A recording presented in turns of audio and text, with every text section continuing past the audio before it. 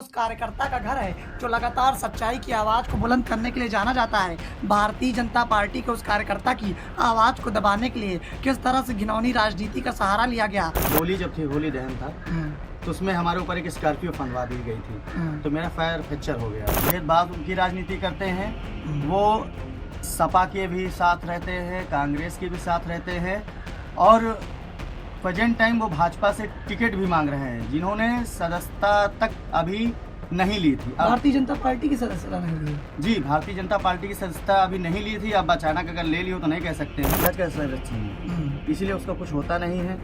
और हम मतलब मैं उसका कोई भी कुछ नहीं कर पाता। बहुत दबंग व्यक्ति है। इलेक्शन में चेयरमैन जब अगले बार इलेक्शन था तो उसने खुलाम फोटो वायरल किया था वोट डालते हुए।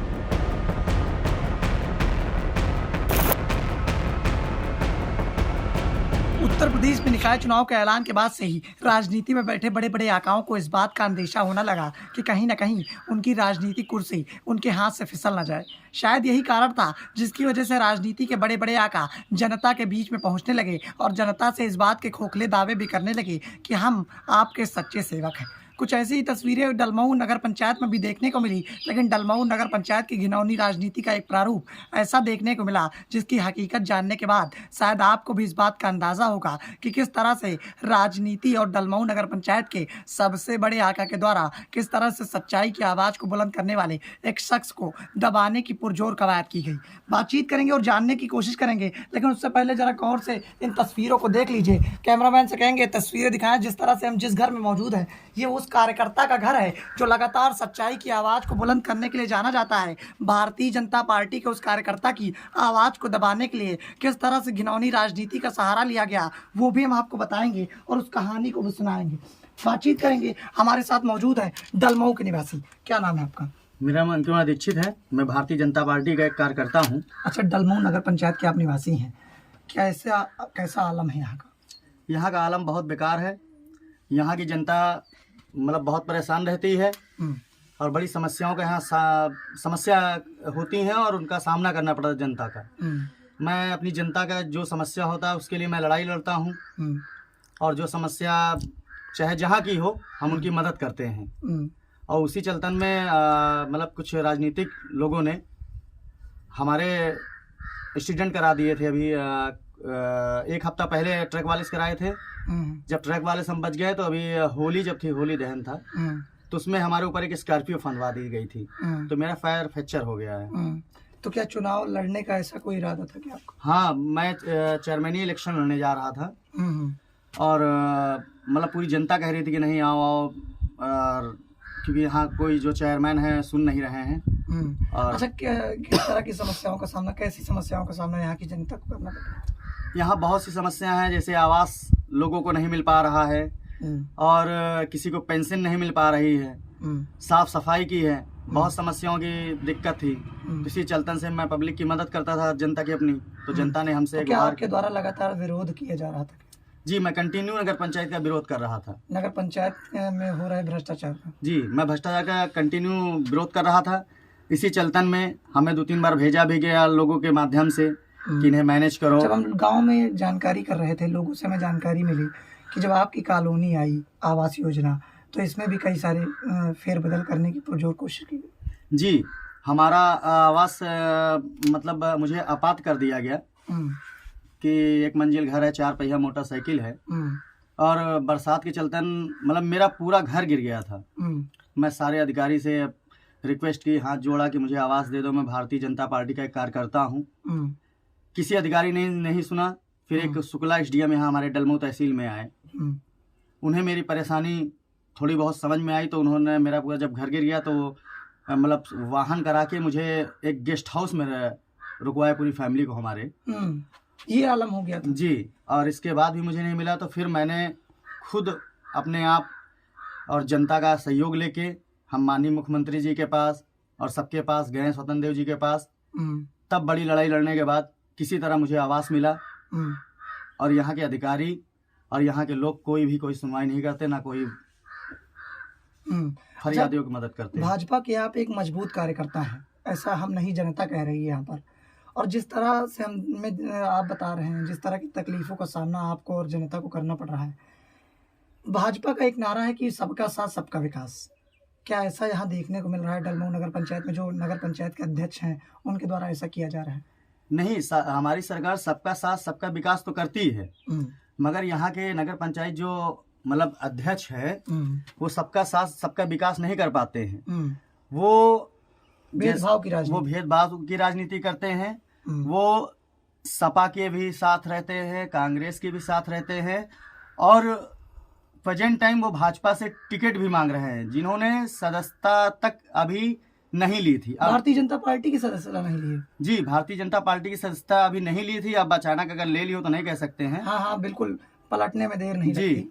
और ये टिकट की मांग कर रहे हैं, और कि भाजपा से मैं चेयरमैन के लिए लड़ने के टिकट मांग रहे हैं। तो जिस तरह से इनके द्वारा दोहरा चरित्र दिखाया जा रहा है, कब से नगर पंचायत अध्यक्ष हैं ये नगर पंचायत अध्यक्ष मतलब 10-15 सालों से हैं। 15 सालों से? जी। तो 15 सालों में आपको क्या देखने को मिला? विनाश की तरफ अग्रसर या विकास की तरफ अग्रसर? भैया, यहाँ विकास तो नहीं हुआ, मगर विनाश जरूर हुआ है। यहाँ पे विकास नहीं किया, विनाश किया है। और जब मैं विरोध भी करता था तो 3-4 लोगों को भेज के मुझे मरवाते पिटवाते भी थे।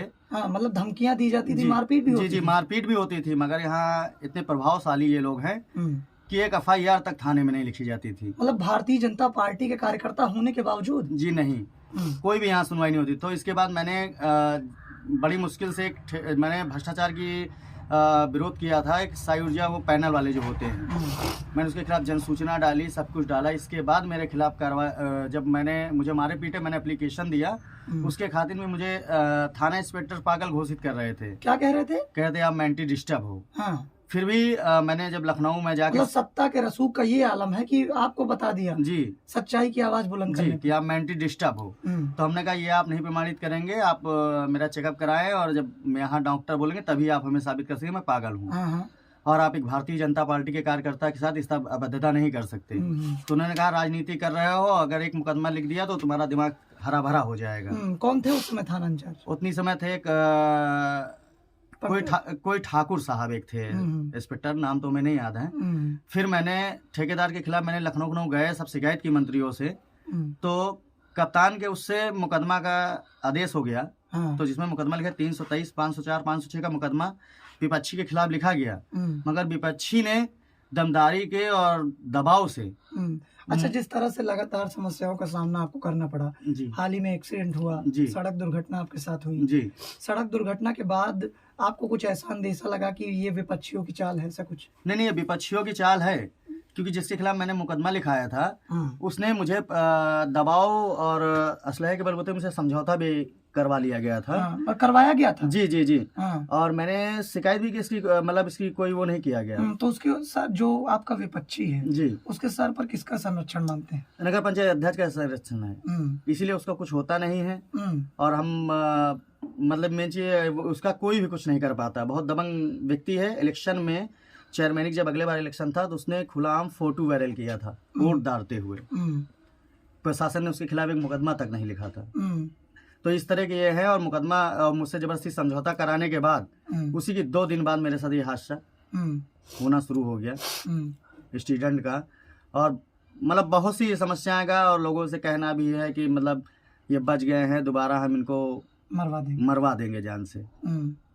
तो बस यही अपनी भारतीय जनता पार्टी से हम हाथ जोड़ के निवेदन है कि हमारे साथ इंसाफ किया जाए, क्योंकि यहाँ कोई सुनता नहीं है। इतने भाजपाई हैं, बताओ, मगर कोई मतलब नहीं निकलता है। लगातार जनता का शोषण और सच्चाई की आवाज उठाने वाले का भी शोषण जी किया जा रहा है। जी, बहुत ज्यादा।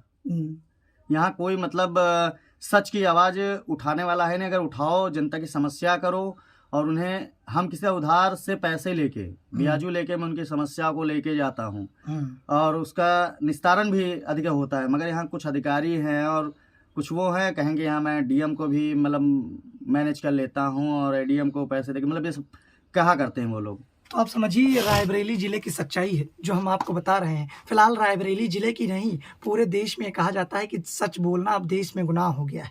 और ऐसी ही तस्वीरें डलमऊ नगर पंचायत में देखने को मिल रही हैं, जहां जब कोई भी कार्यकर्ता अगर जनता की आवाज़ उठाता है, सच्चाई की आवाज़ को बुलंद करता है, भ्रष्टाचार की पोल खोल कर रख देता है, तो उसके साथ हादसे करा दिए जाते हैं, उसके साथ दुर्घटनाएँ कराई जाती हैं, उसके जीवन को तबाह करने की पुरजोर कोशिश की जाती है। और ये सिर्फ़ इसलिए किया जाता है क्योंकि राजनीति के नुमाइंदों को इस बात की सुबकाहट हो जाती है कि उनके नीचे की कुर्सी अब कहीं न कहीं खिसकने वाली है। कुछ ऐसा ही आलम डलमऊ नगर पंचायत में देखने को मिला और हमने वो सच्चाई दिखाई आपको कि किस तरह से जब कोई सच्चाई की लड़ाई लड़ता है तो उसे मुसीबतों का सामना करना पड़ता है। फिलहाल ये मान लिया जाए कि डलमऊ नगर पंचायत और रायबरेली ज़िले में सच बोलना पूरी तरह से गुनाह हो गया है।